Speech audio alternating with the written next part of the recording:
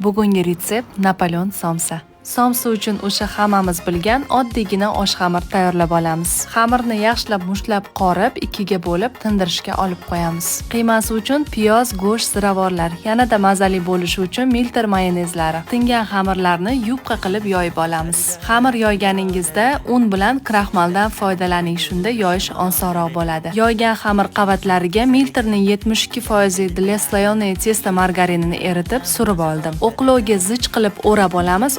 O'rtasidan kesib, xuddi shunaqa kvadrat shaklda kesib olamiz. Somsa xamirlari muzlatgichda yarim soat turadi. Napoleon somsani tugilishi boshqa somsalardan ancha farq qiladi. Kvadrat xamirni chetini kesib olamiz, ustiga yopishtirib juva yordamida yoyamiz, orqa tarafini o'girib piramida shaklida tugib olamiz. Ustiga tuxum surib 180 gradusga 40 daqiqaga duxovkaga yuboramiz. Somsa tayyor, issiq ko'k choy bilan dasturxonga tortamiz.